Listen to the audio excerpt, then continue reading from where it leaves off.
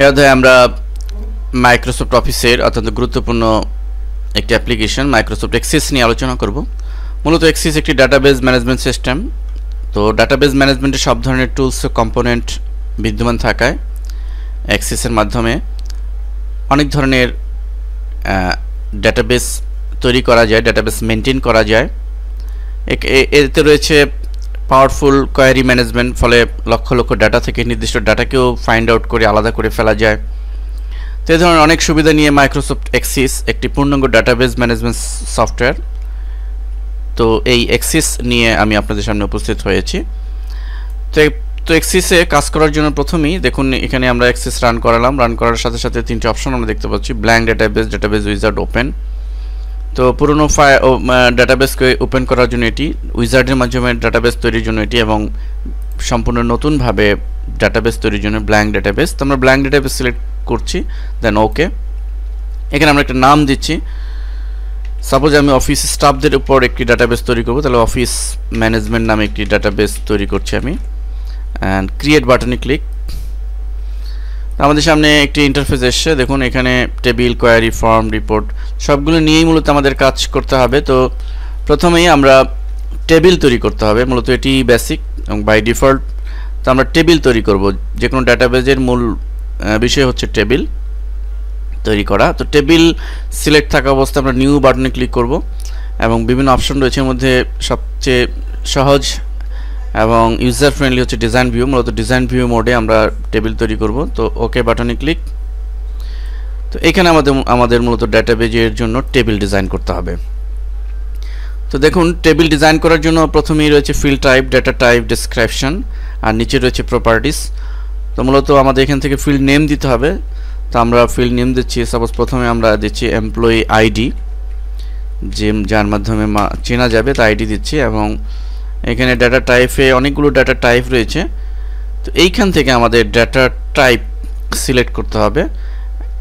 এই data type এবং এই প্রপার্টিসের যে বিষয়গুলোর কম্পোনেন্ট অপশনগুলো রয়েছে, এর মাধ্যমে মূলত আমাদের এই ডাটাবেস ডিজাইন করতে হবে।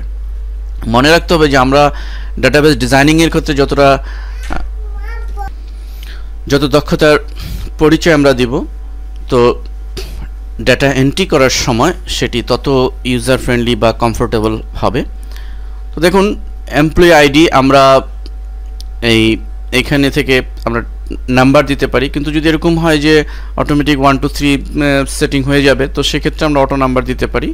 অটো নাম্বার দিলে অটোমেটিকলি নাম্বার জেনারেট করবে। এরপর রয়েছে নেম, আমরা নেম দিচ্ছি। এখানে আমরা টেক্সট দিতে পারি। এরপরে আমরা দিব এইজ, এখান থেকে আমরা সিলেক্ট করে দেব নাম্বার, এবং এখানে আমরা অ্যাড্রেস দিচ্ছি।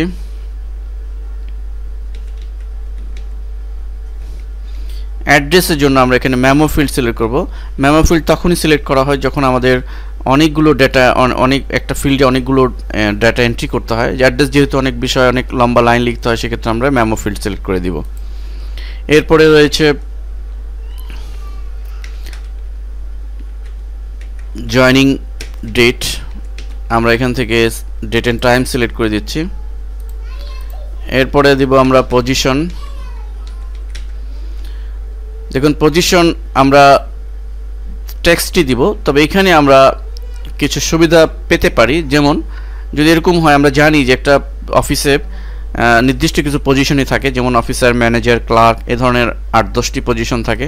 তো আমরা যদি এরকম হয় যে অফিসারের শুধুমাত্র ও চাপার সাথে সাথে অফিসার হয়ে গেল অটো, ম্যানেজার এম চাপার সাথে সাথে ম্যানেজার অটো হয়ে যাবে, এ ধরনের সুবিধা পেতে চাইলে আমাদের এখানেই সেই সুবিধাটা দিবে লুকআপ উইজার্ড। তো আমরা লুকআপ উইজার্ডে ক্লিক করব, দেন একটি ডায়লগ বক্স আসবে। I will type eighty select করব, যেহেতু আমরা ও চাপলে যেন অফিসার হয়ে যায় এরকম চাচ্ছি। দেন নেক্সট, এখানে আমাদের লিখে দিতে হবে সেই ফিল্ডগুলি, অফিসার, এবং কিবোর্ডে ট্যাব চেপে আমরা এভাবে লিখব ম্যানেজার, ক্লার্ক। এভাবে আমরা 8টা-10টি যতগুলো আমাদের পদ রয়েছে সেগুলো লিখে দিব। দেন নেক্সট এবং ফিনিশ। এরপরে আমরা দিব স্যালারি, এবং স্যালারিতে আমরা এখানে কারেন্সি সিলেক্ট করে দিব, তাহলে আমাদের কারেন্সি সহ স্যালারিটি শো করবে। এবং এখান থেকে প্রপার্টিস থেকে এখানে আমরা আরেকটি সুবিধা নিতে পারি। যেমন ধরুন আমাদের স্টাফদের স্যালারি সবারই 5,000 টাকার উপরে কেউ না, 5,000-এর মধ্যে। তো যদি এরকম হয় যে আপনি 4,000 বা 5,000 লিখতে গেলেন, একটি শূন্য বেশি হয়ে গেল, হাজার হাজার ডাটা এন্ট্রি করতে গেলে এরকম ভুল হতেই পারে। কিন্তু একটি শূন্য বেশি হওয়ার সাথে সাথে কম্পিউটার আপনাকে একটি ওয়ার্নিং দিয়ে সতর্ক করে দিল। তো এই ক্ষেত্রে এর দ্বারা কিন্তু ভুলের মাত্রা অনেকাংশেই কমানো সম্ভব। সো এই কাজটি যদি আমরা করতে চাই তাহলে এভাবে কারেন্সি সিলেক্ট করে আমরা প্রপার্টিস থেকে এই হেল্পটি নেব। তো দেখুন প্রপার্টিসের নিচে দুটি অপশন রয়েছে, ভ্যালিডেশন রুল এবং ভ্যালিডেশন টেক্সট।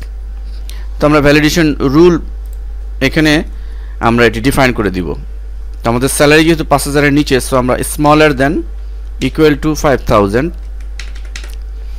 মূলত এর দ্বারা আমরা বোঝালাম যে 5,000 টাকা বা তার নিচে এই রেঞ্জটি আমরা ডিফাইন করলাম। এবং টেক্সটে আমরা লিখে দিব যেই মেসেজ দিয়ে সে ওয়ার্নিং দিবে। তো আমরা ইউ রং টাইপ এটি দিচ্ছি, দ্যাটস অল। এরপরের ফিল্ডে আমরা রিলিজন দিচ্ছি। দেখুন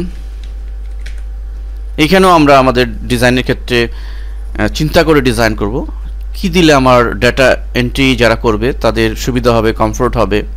দেখুন আমাদের বাংলাদেশের প্রেক্ষাপটে কিন্তু ম্যাক্সিমাম অফিস স্টাফই কিন্তু মুসলিম, 99%ই বলা যায়। তো যদি এরকম হয় যে পুরো ফিল্ডে মুসলিম হয়েই আছে, কোনো কিছু টাইপ করার প্রয়োজন নেই, শুধু দু একটি ফিল্ডে যেখানে গিয়ে খ্রিস্টান বা হিন্দু থাকবে ওটি মুছে দিয়ে আমি লিখে দিলাম, তাহলে কিন্তু কত সহজ হয়। তো এই কাজটি যদি আমাদের করতে হয় তাহলে আমরা কি করব? তো আমরা টেক্সট সিলেক্ট রেখে এই অবস্থা রেখেই আমরা নিচে ডিফল্ট ভ্যালু যে অপশনটি রয়েছে সেখানে আমরা লিখে দেব মুসলিম। এরপরের ফিল্ডে আমরা দিব ফটো, এবং এখানে আমরা সিলেক্ট করে দেব ওএলই অবজেক্ট। মনে রাখতে হবে যে কোনো অবজেক্ট জাতীয় ছবি বা ফটো জাতীয় কিছু দিতে চাইলে আমাদের ওএলই অবজেক্ট সিলেক্ট করতে হবে। এরপরে আমরা আরেকটি জিনিস দিতে পারি, ওয়েবসাইট। এটি মূলত কোনো স্টাফের যদি নিজস্ব ওয়েবসাইট থাকে, ক্লিক করলেই যেন সেই ওয়েবসাইটটি ওপেন হয়ে যায়। এটা বিশেষ করে যদি কর্পোরেট লেভেলের এই ডাটাবেজের ক্ষেত্রে হয়তো বা নাও হতে পারে, কিন্তু কোনো কর্পোরেট লেভেলে যদি ডাটাবেজ তৈরি করতে হয় তাহলে এক একটি কোম্পানির এরকম ওয়েবসাইটের নাম থাকবে, সেখানে ক্লিক করলে ওয়েবসাইট ওপেন হবে। তো এই ফিচারটিও আমাদের দিচ্ছে অ্যাক্সেস। তো আমরা এটির জন্য ডাটা টাইপ থেকে সিলেক্ট করব হাইপার লিঙ্ক। মনে রাখতে হবে ওয়েবসাইটের জন্য আমাদের হাইপার লিঙ্ক সিলেক্ট করে দিতে হবে। তো হয়ে গেল, এবং এই অবস্থায় আমরা এটিকে উইন্ডোটি ডিজাইন করা কমপ্লিট। আমরা ক্লোজ দিব এবং সেভ করব ইয়েস দিয়ে, এবং এখানে আমরা এমপ্লয়ি নামে সেভ দিচ্ছি। ওকে, এখানে দেখুন আমাদের ইয়েস নো, আমরা নো দিব যে প্রাইমারি কি চাচ্ছি কিনা। আপাতত আমরা নো দিব, যেহেতু রিলেশনাল ডাটাবেজ ম্যানেজমেন্টের ক্ষেত্রে আমাদের ইয়েস দেওয়ার প্রয়োজন হবে। পরবর্তীতে আমরা এটি দেখব। তো আমরা এমপ্লয়ি নামে একটি টেবিল তৈরি করলাম, যেটি এখানে দেখতে পাচ্ছি। এখন দেখুন আমরা ডিজাইন করলাম, এখন এটি আমরা ওপেন করছি। এখন কি সুবিধা, আমরা যে কষ্ট করে ডিজাইন করলাম, তো যারা ডেটা এন্ট্রি করবে তাদের কি সুবিধা পাবে এটি আমরা লক্ষ্য করব। আমরা ট্যাব চেপে আসলাম, সাপোজ আমি নাম লিখছি হাসান, S2034 ঢাকা, জয়েন।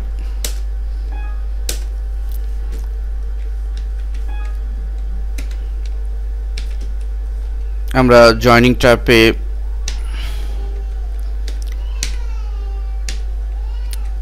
এবং দেখুন পজিশন ঘরে আমরা সাপোজ সে ম্যানেজার, আমরা এম চাপলাম, সাথে সাথে কিন্তু ম্যানেজার চলে এসছে অটো। আমরা এন্টার চাপার সাথে সাথে ম্যানেজার হাইলাইট হয়েছে। আমরা এর স্যালারি সাপোজ 4,000 টাকা, আমি লিখছি 4,000, এন্টার চাপলাম। সে মুসলিম, আমার কিছুই করা লাগতেছে না, জাস্ট এন্টার চেপে আমি চলে আসলাম। ফটো, আমাদের মনে রাখতে হবে যে ফটো আমাদের এখানে টেবিল ডিজাইনের সময় করে দিতে হবে, কিন্তু মূলত ফটো ইনসার্ট করার জন্য রয়েছে ফর্ম ডিজাইন। আমরা নেক্সট ফর্ম ডিজাইন যখন শিখব তখন এই বিষয়টা আমাদের কাজে লাগবে। ছবির জন্য অবশ্যই ফর্ম ডিজাইন আমাদের ছবি ইনসার্ট করতে হবে, কিন্তু এর মূল ডিজাইনটা আমাদের টেবিলে করে নিতে হবে। আমরা এন্টার চেপে ওয়েবসাইটে আসলাম, আমি একটা ওয়েবসাইট দিচ্ছি www.alhera, আমার ওয়েবসাইটটি দিচ্ছি সাপোজ .com। চলে আসলাম। এরপরে তার নাম আমি দিলাম মিনা, বয়স 31, সে সাপোজ সিলেট, একটা জয়নিং ডেট দিচ্ছি। সে সাপোজ অফিসার, তো আমি ও চাপলাম কিবোর্ড থেকে, অটোমেটিক কিন্তু অফিসার চলে এসছে। স্যালারি, তার স্যালারি ধরে নেই 3,000 টাকা, তো আমি 3,000 লিখছি। সাপোজ ভুলে আমার একটা শূন্য বেশি হয়ে গেল, দেখুন কি হচ্ছে। আমাকে কম্পিউটার মেসেজ দিচ্ছে যে রং টাইপ। সো আমি এটি কারেক্ট করে আমি সামনে আগাচ্ছি। তো এক্সিস আমাদেরকে কিন্তু এই সুবিধাটু দিচ্ছে।